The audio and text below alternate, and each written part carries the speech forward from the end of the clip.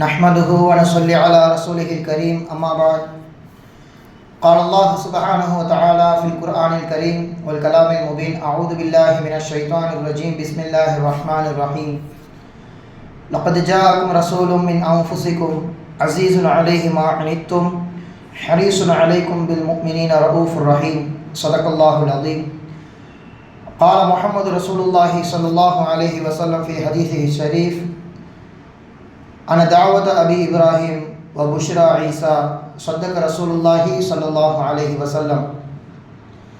எல்லா புகழும் அளவற்ற அருளாளன் நிகரற்ற அன்புடையவனுமாகிய எல்லாம் வல்ல அல்லாஹுக்கே உண்டாகட்டும்.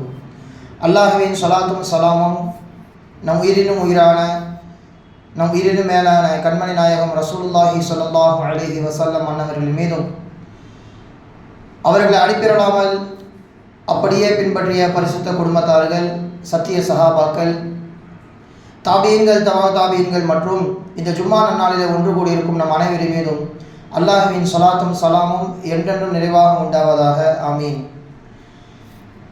கண்ணியத்திற்கும் பெருமதிப்பிற்கும் உரிய அல்லாஹுவின் நல்லடியார்களே, அல்லாஹ் சுப்ஹானஹு தஆலா நம்மை இந்த உலகத்தில் அனுப்பதற்கான நோக்கம் மிகவும் அலாதியானது. எல்லா விதமான இன்பங்களையும் கொடுத்துவிட்டு அந்த இன்பத்திற்கு மத்தியிலே என்னை நீங்கள் நினைத்து பார்க்க வேண்டும்.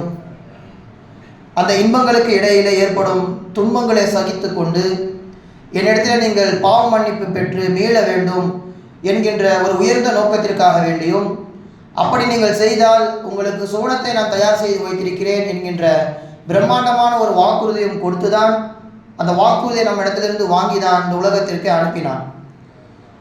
அப்படி இந்த உலகத்திற்கு நாம் வந்ததற்கு பிறகு ஷைத்தானுடைய தூண்டுதலால் அவனுடைய சதிவலைகளில் சிக்குண்டு நாம் முழுமையாக அந்த வாக்குறுதியை மறந்து போய்விட்டோம். இச்சமயத்தில் தான் ஒவ்வொரு காலத்திற்கும் ஏற்றாற்போல் நமது தேவைகளையும் நமது நேரான பாதையையும் காட்டுவதற்காக வேண்டி நபிமார்களை அல்லாஹ் தஆலா அனுப்பி வைப்பது வழக்கம். அவர்கள் வந்து வாக்குறுதிகளை நிறைவேற்றி வாக்குறுதிகளை ஞாபகப்படுத்தி கெட்ட வழியில் இருப்பவர்களே நேர் வழியில் நம்மை செலுத்துவார்கள். இதுதான் நபிமார்களின் உன்னத பணியாக இருக்கிறது. அப்படி கடைசியாக வந்த ஒரு நபிதான் ஹஸ்ரத் ஈசா அலைஹிஸ்ஸலாம். அவர்களுக்கு பிறகு பல 100 ஆண்டுகள் உலகத்திலே நபிமார்கள் என்கின்ற பேச்சுக்கே இடமில்லை. முழுக்க முழுக்க உலகம் ஷைத்தானால் பீடிக்கப்பட்டு அல்லாஹ்வை முற்றிலுமாக மறந்து போய் வேதம் என்றால் என்ன, ஓரிரை கொள்கை என்றால் என்ன, உறவு முறைகளை பேணுவது, செத்த பிராணிகளை சாப்பிடக்கூடாது போன்ற அடிப்படை சட்டங்களை விட்டும் ஒட்டுமொத்தமாக மனித சமூகம் மறந்தே போய்விட்டது. இந்த சமயத்தில்தான் மனிதர்கள் மீது இறக்கப்பட்டு அல்லாஹு தஆலா கண்மணி நாயகம் ரசூலுல்லாஹி ஸல்லல்லாஹு அலைஹி வஸல்லம் அவர்களை இந்த உலகத்திலே பிறக்கச் செய்து நேர்வழிக்கான கதவை அல்லாஹு தஆலா திறந்து வைக்கின்றான். கண்ணியத்திற்குரியவர்களே, உலகத்திலே சிலர் பிறக்கும் போது அரசனாக பிறப்பதுண்டு, சிலர் பிறக்கின்ற பொழுதே பணக்காரராக பிறப்பதுண்டு. ஆனால் எம்பெருமான ரசூலுல்லாஹி ஸல்லல்லாஹு அலைஹி வஸல்லம் அவர்கள் ஏழையாக பிறந்து உலகம் முழுக்க அறியப்படும் நபராக வாழ்ந்தது எதற்காக? அவர்களின் உன்னதமான அந்த அஹ்லாக், அவர்களுடைய உன்னதமான அந்த பிறப்பு. எல்லா நபரும் பிறந்து வளர்ந்து அதற்கு பிறகு சாதனை படைப்பார்கள். எம்பெருமான ரசூலுல்லாஹி ஸல்லல்லாஹு அலைஹி வஸல்லம் அவர்களை மட்டும்தான் பிறப்பதற்கு முன்பாக உலகம் அவளை குறித்து பேசியது. பல அறிவிப்புகள், கடைசியாக ஒரு நபி தோன்றப் போகிறார் என்கின்ற வாசகத்திலே நிறைய நபர்கள் பெருமானாரை குறித்து ஒரு முன்னுரையாக, ஒரு முகத்திமாவாக இந்த உலக மக்களுக்கு மத்தியிலே எடுத்து சொல்லிக் கொண்டே இருப்பார்கள். அப்படிப்பட்ட நபிகளாரை குறித்த முன்னறிவிப்புகள் என்ன, வேதக்காரர்கள் என்ன சொல்லியிருக்கிறார்கள், பெருமானார் வருவதற்கு முன்பாக மக்காவாசிகள் என்னவெல்லாம் சொன்னார்கள் என்பதை குறித்தும், அவர்களுடைய உன்னத பிறப்பு, அதனை தொடர்ந்து நடந்த அதிசயங்களை குறித்தும் தான் இந்த ஜும்மா நன்னாளிலே நாம் தெரிந்து கொள்வது அவசியம். கண்ணியத்திற்குரியவர்களே, ஒரு மனிதர் சிறப்பு பெற்றவராக மாற வேண்டுமானால் அவருடைய குடும்பம் என்பது அப்பழுக்கற்றதாக இருக்க வேண்டும். எம்பெருமான ரசூலுல்லாஹி ஸல்லல்லாஹு அலைஹி வஸல்லம் அவர்கள் வம்சத்தினரும் அப்பழுக்கற்றவர்கள். யாரின் மீதும் ஜாஹிலியா காலத்தில் அப்போது அனுமதிக்கப்பட்ட விபச்சாரத்தை குறித்த எந்த விதமான குற்றச்சாட்டுகளும் பெருமானாரின் குடும்பத்தின் மீது கிடையாது. பெருமானார் ஸல்லல்லாஹு அலைஹி வஸல்லம் அவர்கள் வந்த அந்த வரிசையிலே ஒருவர் கூட பெரும்பாவம் செய்தவர்கள் கிடையாது. ஹஸ்ரத் கல்பி ரஹிமஹுல்லா அவர்கள் சொல்லி காட்டுகிறார்கள், மிகப்பெரிய ஒரு வரலாற்று ஆசிரியர். அவர்கள் சொல்கிறார், கத்தப்துலின் நபி ஸல்லல்லாஹு அலைஹி வஸல்லம் ஹம்ஸமியத்தி உம்மின், பெருமானாரின் வம்சத்திலே உள்ள 500 பெண்களை நான் அவருடைய வரலாற்றை ஆய்வு செய்து எழுதினேன். பெருமானாருடைய அம்மா, அவருடைய தாயார் என்று சுமார் 500 நபர்கள், 500 பெண்களை நான் தொகுத்து ஒரு கிதாபில் எழுதினேன். ஃபமா வஜத்து ஃபிஹின்ன சிஃபாஹன் வலா ஷைஅம் மின் அம்ரில் ஜாஹிலியா, அவர்களில் ஒருவர் கூட நடத்தை கெட்டவர்களாக இருக்கவில்லை, எல்லோருமே அப்பழுக்கற்றவர்களாக பத்தினிகளாகவே இருந்தார்கள். பெருமானாரை கண்ணியப்படுத்த அல்லாஹு தாலா சந்ததிகளின் அந்த அஹ்லாக்கை, நற்குணத்தை அல்லாஹு தாலா பாதுகாத்தான் என்று கல்வி ரஹ்மஹுல்லாஹ் அவர்கள் சொல்லி காண்பிக்கிறார்கள். இப்னு அஸாக்கிர் என்கிற நூலிலே பதிவு செய்யப்பட்டிருக்கிறது. மட்டுமல்ல, பெருமானார் எந்தெந்த முதுகந்தண்டுகளுக்கெல்லாம் மாறுகிறார்களோ, அந்த சுல்புகளிலே அவர்கள் மாறுகின்ற பொழுது அந்த நபர் மட்டும் எப்படியாவது பாதுகாக்கப்பட்டு விடுவார். ஹஸ்ரத் நூஹ் அலைஹிஸ்ஸலாம் அவர்களுடைய முதுகந்தண்டிலே ஹஸ்ரத் ரசூலுல்லாஹி ஸல்லல்லாஹு அலைஹி வஸல்லம் அவர்கள் இருக்கின்ற பொழுது அவர்கள் கப்பலின் மூலமாக பாதுகாக்கப்படுகிறார்கள். ஹஸ்ரத் இப்ராஹிம் அலைஹிஸ்ஸலாம் அவர்கள் முதுகந்தண்டிலே இருக்கின்ற பொழுது, நெருப்பில் போடப்படுகின்ற பொழுது பாதுகாக்கப்படுகிறார்கள். அவர்களுக்கு பிறந்த 2 குழந்தைகள் இஸ்மாயில், இஸ்ஹாக் என்று வருகின்ற பொழுது ஹஸ்ரத் இஸ்மாயில் அலைஹிஸ்ஸலாம் அவர்களை அறுக்கலாம் என்கின்ற துணிகின்ற பொழுது அல்லாஹு தஆலா ஆட்டை பகரமாக கொடுத்து பெருமானார் ஸல்லல்லாஹு அலைஹி வஸல்லம் அவர் வருகையை பாதுகாக்கின்றான். இப்படி பெருமானார் யார் யார் முதுகந்தண்டுகளில் எல்லாம் மாறிக்கொண்டே இருக்கின்றார்களோ அந்த நபர் வரலாற்றில் எப்போதும் பாதுகாக்கப்பட்டு கொண்டே இருப்பார். ஒருவேளை ரசூலுல்லாஹி ஸல்லல்லாஹு அலைஹி வஸல்லம் அவர்கள் ஒரு குடும்பத்திலிருந்து 2 குரூப்பாக பிரிகிறார்கள். அதாவது ஹஸ்ரத் இஸ்மாயில் அலைஹிஸ்ஸலாம் அவர்கள் மையமாக கொண்டு குடும்பம் பல்வேறு வகையாக பிரிகிறது. அந்த பல்வேறு வகைகளில் நான் எந்த கூட்டத்தில் இருக்க வேண்டும் என்பதை அல்லாஹு தஆலா முடிவு செய்து என்னை பிரித்து எடுக்கிறான் என்பதாக ரசூலுல்லாஹி ஸல்லல்லாஹு அலைஹி வஸல்லம் அவர்கள் சொல்கின்றார்கள். லா ததஷஅபு ஷுஅபதானி இல்லா குன்து ஃபீ கைரிஹிமா, ஒரு நபருக்கு பல்வேறு குடும்பங்கள் பிரிகின்றதென்றால், 2க்கும் மேற்பட்ட குடும்பங்கள் பிரிகின்றதென்றால் அதிலே சிறந்தவர்கள் யாரோ அந்த வம்சத்தை தான் அல்லாஹு தஆலா என்னை கடத்தினான் என்று சொல்கிறார்கள் பெருமானார் ஸல்லல்லாஹு அலைஹி வஸல்லம். ஹஸ்ரத் இஸ்மாயில் அலைஹிஸ்ஸலாம் அவர்களுக்கு பல்வேறு குடும்பங்கள், அதிலே கினானா என்கின்ற குடும்பத்திலே அல்லாஹு தஆலா என்னை மாற்றினான். அந்த கினானாவில் குறைஷ் என்கின்ற கூட்டத்தில் அல்லாஹு தஆலா என்னை கொண்டு வந்து சேர்த்தான். அந்த குறைஷிகளில் ஹாஷிம் என்கின்ற குடும்பத்தாரிடம் என்னை அல்லாஹு தஆலா கொண்டு வந்து சேர்த்தான். அந்த ஹாஷிமிலே மிகவும் சிறந்த குடும்பமான அப்துல் முத்தலிப் அவர்களுடைய குடும்பத்தில் என்னை அல்லாஹு தஆலா கொண்டு வந்து சேர்த்தான். அதிலே அப்துல்லா ஆமினா அவர்களுக்கு மகனாக நான் பிறந்த உலகத்திலே வெளியானேன் என்பதாக சொல்வார்கள் ரசூலுல்லாஹி ஸல்லல்லாஹு அலைஹி வஸல்லம். இப்படி உன்னதமிக்க எம்பெருமானார் ஸல்லல்லாஹு அலைஹி வஸல்லம் அவர்களை உலகத்தில் கொண்டு வர வேண்டும் என்பதற்காக அவர்கள் வம்சத்தை எல்லாம் அல்லாஹு அந்த உலகத்திலே பேரும் புகழோடு வாழ வைக்கின்றான். கண்ணியத்திற்குரியவர்களே, இந்த இடத்துல நாம் மற்றும் ஒரு விஷயத்தையும் புரிந்து கொள்ள வேண்டும். உதாரணத்திற்கு ரசூலுல்லாஹி ஸல்லல்லாஹு அலைஹி வஸல்லம் அவர்கள் மறுமை நாளிலே நாம் சுவனத்தில் நுழையாத வரைக்கும் தன்னுடைய தலையை அல்லாஹ்வின் அர்ஷுக்கு முன்பாக இருந்து உயர்த்த மாட்டார்கள் என்பதாக வருகிறது. என் உம்மத்தில் உள்ள கடைசி நபர் வரைக்கும், சுவனத்தில் சென்று சேராத வரைக்கும் நான் தலையை உயர்த்த மாட்டேன் என்பதாக அல்லாஹ்விடம் அடம்பியிருப்பார்கள் பெருமானார் ஸல்லல்லாஹு அலைஹி வஸல்லம். இந்த சமயத்திலே அகீதத்து அஹ்லி சுன்னத் வல் ஜமாஅத் நிலைப்பாடை நாம் சொல்லியாக வேண்டும். கண்ணியத்திற்குரியவர்களே, எம்பெருமானார் ஸல்லல்லாஹு அலைஹி வஸல்லம் அவர்களை சுமந்த ஆமினா அம்மையார் அப்பழுக்கற்ற ஒரு இறைநேசர். அவர்களை நரகவாதி என்றோ அவர்கள் குஃப்ரிலே மரணித்தார்கள் என்றோ சொல்வது ஏற்புடையது கிடையாது. காரணம், ஒரு நபருக்கு அதிசயம் வெளிப்படுகிறது என்றால், கராமத்துகள் நிகழ்கின்றது என்றால் அவர் நல்லடியாராகத்தான் இருக்க வேண்டும். நபிமார்களுக்கு வெளிப்பட்டால் அதை முஅஜிஸா என்பதாக சொல்லுவோம். நபிமார்கள் அல்லாத நபருக்கு அதிசயங்கள் வெளிப்பட்டால் அதை கராமத் என்பதாக நாம் சொல்லுவோம். ஆமினா அம்மையாருக்கு கராமத்துகள் பல நிகழ்ந்துள்ளது. வரலாற்றிலே பார்க்கிறோம். தலாயிலுன் நுபுவாலில் பைஹகி என்கின்ற நூலிலே பதிவு செய்யப்பட்டிருக்கிறது. ஆமினா அம்மையார் அவர்கள் பெருமானார் ஸல்லல்லாஹு அலைஹி வஸல்லம் அவர்களை வயிற்றில் சுமக்கின்ற பொழுது நடந்த அதிசயத்தை சொல்கிறார்கள். காலத் வமா வஜத்து லஹு மஷக்கத்த ஹம்லி, முகம்மதை நான் சுமக்கின்ற பொழுது மற்ற பெண்கள் எல்லாம் அனுபவிக்கின்ற கஷ்டத்தை, அந்த கருவின் சுமையை நான் என்னுடைய வயிற்றிலே ஒருபோதும் உணர்ந்ததே கிடையாது. வமா வஜத்து லஹு ஸகலன் கமா தஜிதுஹு நிசா வ இன்னமா ஹுவ கஹிஃபா, பெண்கள் எல்லாம் சிரமப்படுவார்கள், பெண்கள் எல்லாம் அங்கும் இங்குமாக புரண்டு படுக்க முடியாமல் கஷ்டப்படுவார்கள். அது போன்ற எந்த ஒரு கஷ்டத்தையும் முகம்மதை நான் சுமக்கின்ற பொழுது என்னுடைய வயிற்றில் நான் உணரவில்லை, அது மிக சுமை குறைந்ததாக இருந்தது என்பதாக சொல்கிறார்கள் ஆமினா அம்மையார் அவர்கள். ஆதாரபூர்வமான கிதாப் தலால் நுபுவாவில் பதிவு செய்யப்பட்டிருக்கிறது. அப்போ இது போன்ற ஒரு கராமத் யாருக்கு நிகழும்? நல்லடியாருக்குத்தான். மேலும் சொல்கிறார்கள், மேலும் வரலாற்றிலே பதிவு செய்யப்படுகிறது, ஆமினா அம்மையார் அவர்கள் பெருமானார் ஸல்லல்லாஹு அலைஹி வஸல்லம் அவர்களை கருவுற்றிருந்த பொழுது தூங்குகிறார்கள். அந்த சமயத்திலே கனவில் சொல்லப்படுகிறது, ஃபகீல லஹா இன்னகி கத் ஹமல்தி பிகைரில் பரியா வ சய்யிதில் ஆலமீன், பெண்ணே நீ உலகத்திலே மிக சிறந்த படைப்பான ஒரு நபரை நீ கருவிலே சுமக்கின்றாய். ஆலமீன் என்று சொல்லப்படுகின்ற அல்லாஹுவை தவிர்த்து உள்ள அனைத்தும் ஆலமீனுக்குள்ளே அடங்கும். அத்தனைக்கும் தலைவரான ஒரு நபரை உன் வயிற்றிலே நீ சுமக்கின்றாய். இரண்டாவது செய்தி, மேலும் ஃபைதா வலத்திஹி ஃபசம்மிஹி அஹ்மது வ முஹம்மது, அந்த குழந்தையை நீ பெற்றெடுத்தால் முஹம்மது என்பதாகவும் அஹ்மது என்பதாகவும் நீ பேரு வை.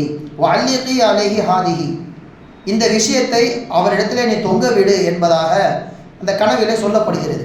திடீரென்று அவர்கள் திடுக்கித்து எழுதுகிறார்கள். அருகிலே ஒரு துண்டு காகிதம். அந்த காகிதத்தை அவர்கள் பிரித்து பறிக்கிறார்கள். ஃபஇன்தஹபது, நான் விழித்து எழுந்தேன். வஇந்த ராசிஹா ஸஹீஃபத்து மின் தஹபின் மக்தூபுன் ஃபீஹா, ஒரு துண்டு காகிதம் இருந்தது. அதை பிரித்து பார்க்கின்ற பொழுது அந்த துவாவை ஓது சொல்லும்படி கனவிலே சொல்லப்பட்டது கேட்டால் ஒரு துவா அங்கே எழுதப்பட்டிருக்கிறது. அது என்ன துவா?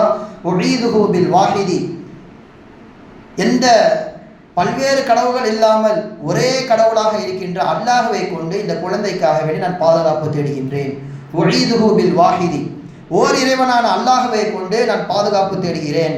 எதை விட்டும்? மின் ஷர்ரி குல்லி ஹாசிதீன், எல்லா பொறாமைக்காரர்களின் பொறாமைகளை விட்டும் இந்த குழந்தையை ஏகத்துவமிக்க அல்லாஹ்வை கொண்டு நான் பாதுகாப்பு தேடுகிறேன் என்று ஓதுங்கள் என்று அந்த கனவிலே சொல்லப்பட்டிருக்கிறது.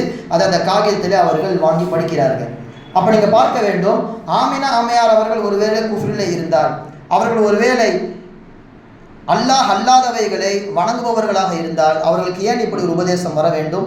அல்லாஹ்வை கொண்டு பாதுகாப்பு தேடுங்கள் என்பதாக ஏன் சொல்ல வேண்டும்? இது மூலமெல்லாம் வைத்து பார்க்கின்ற பொழுதுதான் அஹ்லு சுன்னத் வல் ஜமாத் அகிதாவின் அடிப்படையிலே அவர்கள் விஷயத்தில் ஒன்று எதுவும் பேசக்கூடாது அல்லது அவர்கள் இறைநேசராகத்தான் இருக்க முடியும் என்பதாக நமக்கு ஆணித்தரமாக அவர்கள் நிரூபிக்கின்றார்கள். அப்போ அந்த அடிப்படையில் பெருமானார் ஸல்லல்லாஹு அலைஹி வஸல்லம் அவருடைய வம்சங்கள் பாதுகாக்கப்படுகிறது.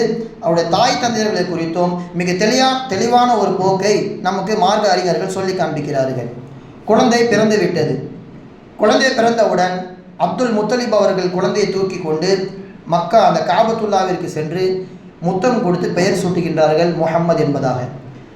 இஸ்லாம் வருவதற்கு முன்பாகவே அகீகா என்கின்ற நடைமுறை அரபுகளுக்கு மத்தியில் இருந்தது. மிகச்சரியாக 7வது நாளிலே அகீகா கொடுக்கின்றார்கள். அப்போ அங்கே அந்த விருந்துக்கு கலந்து கொண்ட எல்லா நபர்களும் பொதுவாகவே குழந்தை பிறந்தால் தந்தையுடைய பெயரை தானே வைப்போம், இது என்ன முஹம்மது என்பதாக நீங்கள் பெயர் வைத்திருக்கிறீர்களே, என்ன காரணம் என்பதாக கேட்கிறார்கள். அதாவது நிறைய நபர்களுக்கு அப்துல்லா என்பதாக பெயர் வைக்கப்பட்டிருக்கும். அப்துல்லா என்பது அவன் அத்தாவுடைய பெயராக இருக்கலாம், அவருடைய பாட்டனாருடைய பெயராக இருக்கலாம். இப்படியெல்லாம் அப்துல்லாக்கு அந்த காலத்தில் அதிகமாக இருந்தார்கள். அப்போ பெருமானார் ஸல்லல்லாஹு அலைஹி வஸல்லம் அவருடைய அத்தாவும் அப்துல்லா என்பதாக நீங்கள் பெயர் வைத்திருக்கலாமே, யாருமே வைக்காத முஹம்மது என்கின்ற பெயரை நீங்கள் வைப்பதற்கு என்ன காரணம் என்று அப்துல் முத்தலிப் அவரிடத்தில் கேட்கப்படுகிறது. அப்போ அவங்க சொன்ன அற்புதமான ஒரு வார்த்தை, என்னுடைய பெயர் மற்ற மனிதரை போன்று கிடையாது.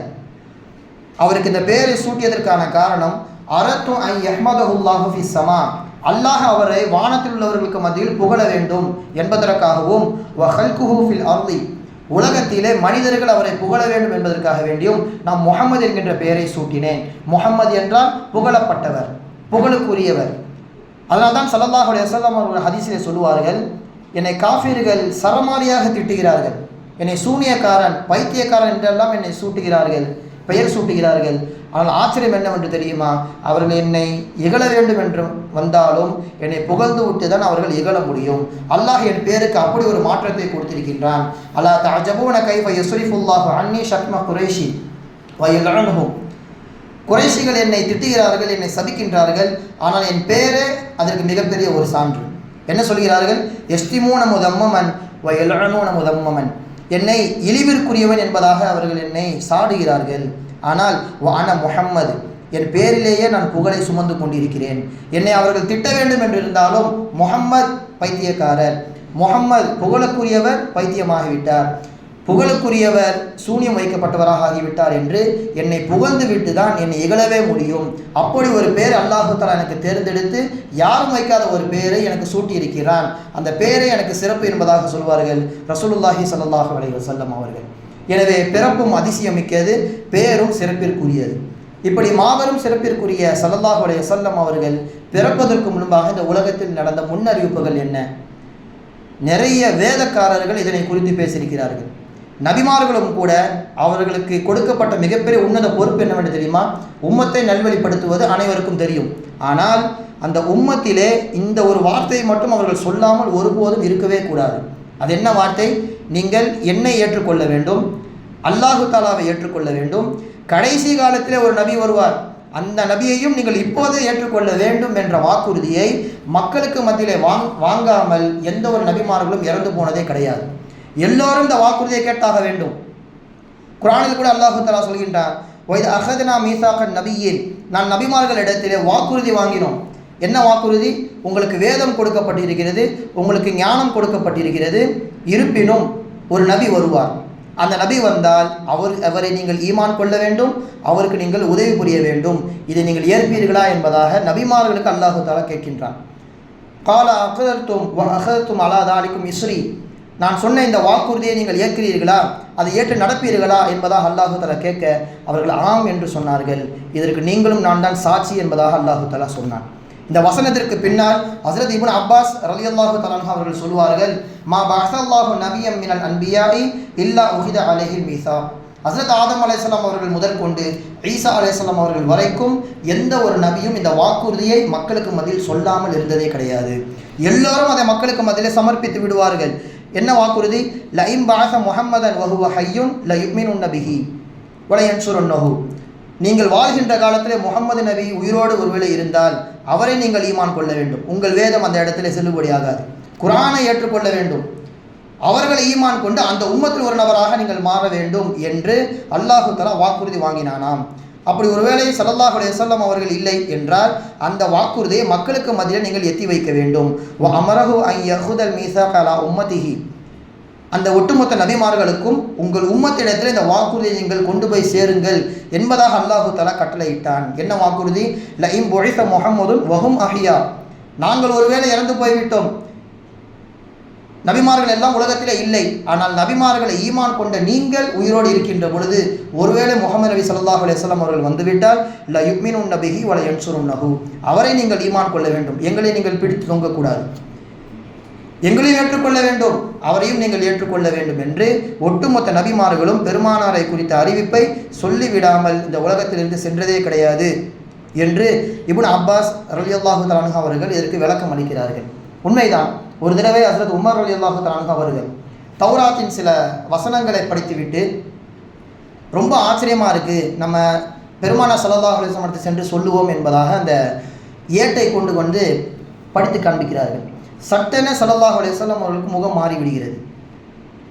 உடனே ரதைத்து பில்லாஹி ரப்பம் வபில் இஸ்லாமி தீனன் வபி முஹம்மதின் நபியா என்பதாக அவர்கள் உமர் ரலியல்லாஹு அன்ஹு அவர்கள் ஓதுகிறார்கள். பெருமானாரின் கோபம் குறைகிறது. யா ரசூலல்லாஹ், தாங்கள் கோபப்பட்டதற்கான காரணம் என்னவென்று தெரிந்து கொள்ளலாமா என்பதாக சஹாபி அவர்கள் கேட்க, நீங்கள் தௌராத் வேதத்தை மெச்சித்து என்னிடத்திலே கூறுகிறீர்கள், ஆச்சரியமாக கூறுகின்றீர்கள், ஆனால் லவ்கான மூசா ஹையன் மா வசியாகு இல்லத்திபாயி, இந்த தௌராத் வேதம் கொடுக்கப்பட்ட மூசா இப்போது உயிரோடு இருந்தாலும் அவர் என்னை தான் பின்பற்றி இருப்பார், தௌராத் வேதம் அந்த இடத்தில் செல்லுபடியாகாது, என்னை தான் பின்பற்றி என்னுடைய வேதத்தை ஈமான் கொண்டு என்னை ஈமான் கொண்டு என் வேதத்தை தான் பின்பற்றி இருப்பார், அப்படி ஒரு ஆச்சரியம் அது கிடையாது என்பதாக சொல்வார்கள் ரசூலுல்லாஹி ஸல்லல்லாஹு அலைஹி வஸல்லம். இப்போ அந்த அளவிற்கு பெருமானாரை குறித்து நபிமார்கள் பேசியிருக்கிறார்கள். அடுத்து வேதக்காரர்களும் பேசியிருக்கிறார்கள். யூதர்கள் அதிகமாக பெருமானாரை குறித்து மக்களுக்கு மத்தியில் நிறைய அறிவிப்புகளை கொடுத்திருக்கிறார்கள். அதில் ஒரு யூதர், பெருமானார் ஸல்லல்லாஹு அலைஹி வஸல்லம் அவர்கள் பிறக்கின்றார்கள். அந்த சமயத்திலே மக்காவில் வசிக்கின்ற அந்த யூதன் வெளியே வந்து சட்டம் போடு கத்துகின்றான், மக்காவாசிகளே, உங்களிடத்தில் ஒரு குழந்தை கண்டிப்பாக பிறந்து விட்டது, அந்த குழந்தை தான் உங்களுக்கான வழிகாட்டி என்று சொன்னவுடன் மக்காவாசிகள், அப்படியெல்லாம் குழந்தை எதுவும் பிறக்கவில்லையே, புதிதாக சொல்கிறாய் என்பதாக மக்கள் சொல்கிறார்கள். இல்லை, கண்டிப்பாக நீங்கள் சோதனை செய்து பாருங்கள், கண்டிப்பாக இன்று இரவு ஒரு குழந்தை பிறந்திருக்கும் என்று அந்த யூதன் சொல்கின்றான். மக்களும் சென்று விசாரிக்கிறார்கள். அப்போதுதான் தெரிகிறது அப்துல் முத்தலிபுக்கு பேரன் பிறந்திருக்கிறான். சொன்னவுடன் என்னை அழைத்து செல்லுங்கள், நானும் பார்க்க வேண்டும் என்பதாக அந்த யூதன் ஆமினா அம்மையார் வீட்டிற்குள்ளேயே நுழைகின்றான். நேராக சென்றவன் பெருமானார் ஸல்லல்லாஹு அலைஹி வஸல்லம் அவர்கள் குழந்தையாக இருக்கிறார்களே, ஆடையை விலக்கி முதுகந்தண்ணிலே பார்க்கிறான். அங்கே நபித்துவ முத்திரை இருக்கிறது. உடனே அவன் மயக்கம் போட்டு கத்தியவனாக கீழே விடுகின்றான். அவனை மக்கள் எல்லாம் எழுப்பி ஆசுவாசப்படுத்தி காரணம் கேட்க அந்த நபர் சொன்ன வார்த்தை இது, ரஹபத் வல்லாஹி அன் நுபுவத்து பி பனி இஸ்ராயில். யூதர்களுக்காக வேண்டி அனுப்பப்பட்ட கடைசி நபி என்பது முற்று பெற்று விட்டது. அரபுகளிலிருந்து அல்லாஹு தாலா ஒரு நபியை உருவாக்கி இருக்கின்றான். அஃபரிஹ்தும் பிஹி யா மஅஷர குரைஷ், குறைஷிகளே இந்த குழந்தையை கொண்டு நீங்கள் மகிழ்ச்சி பெற வேண்டாமா? அப்படி ஒரு மாபெரும் குழந்தையை நீங்கள் தாங்கிக் கொண்டிருக்கின்றீர்கள். அமா வல்லாஹி ல யஸ்துவன்ன பிகும் சத்துவத்தன், இவர் மிகப்பெரிய ஒரு ஆதிக்கத்தை உங்களுக்கு மத்தியிலே செலுத்துவார். எந்த அளவிற்கு யஹ்ருஜு ஹபருஹா மினல் மஷ்ரிகி வல் மக்ரிப், உலகம் முழுக்க இவருடைய புகழ் மேலோங்கி செல்லும் என்பதாக ஒரு யூதன் சொல்கின்ற அந்த முன்னறிவிப்பை இந்த இடத்துல நாம் கவனிக்க வேண்டும். மட்டும் கிடையாது, அப்துல் முத்தலிப் அவர்கள் எப்போதெல்லாம் யமனுக்கு செல்கின்றார்களோ, யமன் தேசத்திற்கு செல்கின்றாரோ, அங்கே ஜபூர் வேதம் கொடுக்கப்பட்ட தாவூத் அலைஹிஸ்ஸலாம் அவர்களை ஏற்றுக்கொண்ட நபர் சொன்ன வார்த்தை இது, அப்துல் முத்தலிப் அவர்களே, உங்களுக்கு உங்கள் வம்சத்திலே ஒரு குழந்தை பிறக்கும், அது மதினாவில் உள்ள பனு ஜஹ்ரா என்கின்ற குடும்பத்திலிருந்து வரும் என்பதாக சொல்ல, மேலும் அந்த குழந்தையின் மூலமாக ஒரு கையிலே ஆட்சி கொடுக்கப்படும், ஒரு கையிலே நுபுவத்து கொடுக்கப்படும், தவற விட்டு விடாதீர்கள் என்பதாக ஜபூர் வேதம் கொடுக்கப்பட்டவன் சொல்கின்றான். உடனே மக்காவிற்கு சென்று வியாபார பொருட்களை எல்லாம் வைத்துவிட்டு நேராக மதினாவிற்கு செல்கின்றார்கள். அந்த சமயத்தில் தான் அப்துல்லா அவர்களும் பிறந்திருக்கிறார்கள். பிறந்து திருமண வயதும் ஆகிவிட்டது. எனவே அப்துல் முத்தலிப் அவர்கள் அப்துல்லாஹவை அழைத்து கொண்டு அவர்களும் அந்த பனு ஜஹரா குடும்பத்திலிருந்து ஒரு பெண்ணை திருமணம் செய்து கொண்டார்கள். அப்துல்லா அவர்களுக்கும் திருமணம் முடித்து கொடுக்கிறார்கள். அதுதான் ஆமினா அம்மையார். இருவரில் யாருக்கு குழந்தை பிறந்தாலும் அந்த பாக்கியம் கிடைக்க வேண்டும் என்பதற்காக வேண்டி பனு ஜஹராவில் இருந்து அந்த அப்துல் முத்தலிப் அவர்களும் அப்துல்லாஹ் அவர்களும் திருமணம் செய்து கொள்கின்றார்கள். மிகச்சரியாக குழந்தையும் பிறந்து விட்டது. இது ஜபூர் வேதத்தை ஏற்றுக்கொண்டவன் சொன்ன முன்னறிவிப்பு. மூன்றாவதாக, பெருமானா ஸல்லல்லாஹு அலைஹி வஸல்லம் அவர்கள் பிறப்பதற்கு முன்பாக மக்காவிலே ஒரு கூட்டம் இருந்தது. யார் அந்த கூட்டம்? சிலைகளை வணங்க மாட்டார்கள். செத்த பிராணிகளையும் சிலைகளின் பெயரை கூறி அறுக்கப்பட்ட பிராணிகளும் ஒருபோதும் சாப்பிட மாட்டார்கள். இவர்கள் இப்ராஹிம் அலைஹிஸ்ஸலாம் அவர்களை ஈமான் கொண்டவர்கள். மில்லத் இப்ராஹிம் என்பதாக சொல்லப்படும். இந்த கூட்டத்தை சேர்ந்த ஒரு நபர், அவருக்கு பெயர் ஸைத் இப்னு அம்ர் இப்னு துஃபைல், தேடிக்கொண்டே இருக்கிறார். இப்ராஹிம் நபி மார்க்கத்தை சொல்லக்கூடிய நபர் யாரேனும் நம்மை போன்று இருக்கிறாரா என்பதாக தேடி தேடி பார்த்துவிட்டு கடைசியாக ஒரு நபரிடம் வந்து இந்த விஷயத்தை சொல்கிறார். அவருக்கு பேர் ஆமிர் இப்னு ரபீஆ. ஆமீர், நான் உங்களுக்கு ஒரு விஷயத்தை சொல்கின்றேன், அதை ஒருபோதும் நீ விட்டு விடாதே. என்ன விஷயம்? கடைசி காலத்தில் ஒரு நபி வருவார். அவர் உதிக்கின்ற இடம் இதே மக்காவாக இருக்கும். அவர் நபியாக மாறுவதும் இதே மக்காவாக இருக்கும். அவர் சொல்கின்ற நல்ல கருத்துக்களை ஏற்காமல் மக்களே அவரை வெளியே துரத்தி விடுவார்கள். அப்போது அவர்கள் ஹிஜ்ரத் செய்து சேர்கின்ற இடம் மதீனாவாக இருக்கும். இந்த விஷயத்தை நான் உன்னிடத்தில் சொல்கிறேன் என்றால் நானாக இது சொல்லவில்லை. நான் இப்ராஹிம் அலைஹிஸ்ஸலாம் மார்க்கத்தை தேடி உலகம் முழுக்க சுற்றுகின்ற பொழுது யகூதிகளும் கிறிஸ்துவர்களும் என்னிடத்தில் இதே வார்த்தையை தான் சொன்னார்கள். அவர்களின் பேச்சை கேட்டு தான் நான் மக்காவில் வந்து குடியேறினேன். அந்த நபி வருவார் என்பதாக நான் எதிர்பார்த்து கொண்டிருக்கிறேன். ஆனால் அவர் வரவில்லை. ஒருவேளை நீ வாழ்கின்ற பொழுது அந்த நபி வந்தால் அவரை ஒருபோதும் நீ ஏமாற்றி விடாதே. வையாக்க அன் துஹ்த அன்ன, அவரை கைவிட்டு விடாதே, உடனே அவரை ஏற்றுக்கொள் என்பதாக இந்த ஸைத் இப்னு அம்ர் என்பவர் சொல்கின்றார். மிக வெகு நாட்களிலே அவர் இறந்து போய்விட்டார். இந்த சமயத்தில் தான் ஆமிர் இப்னு ரபீஆ அவர்கள் பெருமானாரின் நுபுவத்தை குறித்து கேள்விப்படுகிறார்கள். உடனே இஸ்லாத்தை ஏற்கிறார்கள். இப்படியெல்லாம் பெருமானார் ஸல்லல்லாஹு அலைஹி வஸல்லம் அவர்கள் வருவதற்கு முன்பாக நிறைய நபர்கள் பெருமானாரின் வருகையை குறித்து சொல்லிக்கொண்டே இருக்கிறார்கள். ஸல்லல்லாஹு அலைஹி வஸல்லம் அவர்கள் 53வது வயதில் மதீனாவில் நுழைகிறார்கள். அங்குள்ள யூதர்களை குறித்து ஹஸ்ரத் உமர் ரலியல்லாஹு தஆலா அவர்கள் விசாரிக்கிறார்கள். பெருமானார் ஸல்லல்லாஹு அலைஹி வஸல்லம் அவர்கள் வருவதற்கு முன்பாக இருக்கப்பட்ட அந்த இஞ்சில் வேதம் முழுமையாக மாற்றப்பட்டு விட்டது. தௌராத் வேதமும் இஞ்சில் வேதமும் மக்களுடைய கைகளில் பட்டு கரை படிந்து விட்டது. அந்த சமயத்திலே அப்துல்லா இப்னு சலாம் என்கின்ற ஒரு நபர் மதீனாவிலே இருந்தார். அவர் யார்? இங்கே எப்படி ஆலிம்கள் இருக்கிறார்களோ அதே போன்று யூதர்கள் மிகப்பெரிய ஒரு ஆலிம், மிகப்பெரிய ஒரு பண்டிதர். அவரிடத்தில் சென்று ஒரு விஷயத்தை கேட்கிறார்கள். எங்கள் குர்ஆனிலே ஒரு வசனம் இறக்கப்பட்டிருக்கிறது, யஅரிஃபூனஹு கமா யஅரிஃபூன அப்னாஅஹும். கடைசி காலத்தில் ஒரு நபி வருவார், அந்த நபியை தன் மகனை போன்றே அடையாளம் கண்டு கொள்வார்கள் என்பதாக யூதர்களை குறித்து சொல்லப்பட்டிருக்கிறது. உங்களுக்கு முகமது நபியை பற்றி தெரியுமா என்பதாக உமர் ரலியல்லாஹு அவர்கள் கேட்கிறார்கள்.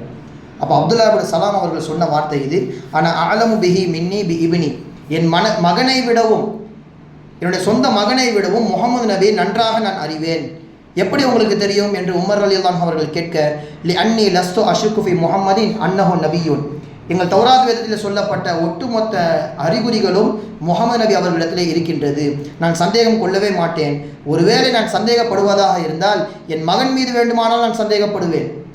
என்னுடைய மனைவி எனக்கு துரோகம் செய்து வேறு யாருடனோ குழந்தையை பெற்றுக்கொள்ள வாய்ப்பு இருக்கிறது என்று கூட நான் சந்தேகப்படுவேனே தவிர்த்து முகமது நபி அவர்களை ஒருபோதும் நான் சந்தேகப்படவே மாட்டேன் என்று சொன்னவுடன் ஃபகப்பல உமர் ரஸஹு, அந்த யூத பண்டிதராக இருந்த அப்துல்லா இப்னு சலாம் அவர்கள் நெத்தியிலே முத்தமிட்டார்கள் என்பதாக வருகிறது. இப்படியெல்லாம் ஒரு நபர் பிறப்பதற்கு முன்பாகவே அவருடைய புகழ் உலகம் முழுக்க பரவி இருக்கிறது என்றால் அது பெருமானார் ஸல்லல்லாஹு அலைஹி வஸல்லம் அவர்களை தாண்டி வேறு யாருக்கும் சாத்தியம் கிடையாது. பெருமானாரின் பிறப்பு ஷைத்தானிடம் அடிமைப்பட்டு கிடந்த மனிதர்களுக்கான சுதந்திரமாக இருக்கிறது. அந்த அடிப்படையிலே பெருமானார் பிறந்த மாதமும் வருகிறது. நாளைய தினம் இந்தியா எப்படி ஆங்கிலேயரிடம் அடிமைப்பட்டு கிடந்ததோ பெருமானார் ஸல்லல்லாஹு அலைஹி வஸல்லம் அவர்கள் வாரிசுகளான நாம் தான் அதை சுதந்திரம் வாங்கி கொடுத்தோம். பெருமானார் ஸல்லல்லாஹு அலைஹி வஸல்லம் அவர்கள் நம்மை ஷைத்தானிடமிருந்து சுதந்திரம் வாங்கி கொடுத்தார்கள். நாம் ஆங்கிலேயரிடமிருந்து இந்தியாவை மீட்டு கொடுத்தோம் என்கின்ற விஷயத்தையும் இந்த ஜும்மா நன்னாளில் நாம் தெரிந்து கொள்வது அவசியம். எல்லாம் அல்லாஹ் சுப்ஹானஹு வ தஆலா சொன்னதின்படியும் கேட்டதின்படியும் அமல் செய்வதற்கு தௌஃபீக் செய்வானாக. பெருமானார் ஸல்லல்லாஹு அலைஹி வஸல்லம் அவர்கள் சுன்னத்துகளை அடிப்பிரலாமல் பின்பற்றக்கூடிய தௌஃபீக்கினை வழங்கிடுவானாக. வ ஆகிரு தஅவானா அல்ஹம்துலில்லாஹி ரப்பில் ஆலமீன். அஸ்ஸலாமு அலைக்கும் வரஹ்மத்துல்லாஹி வபரகாத்துஹு.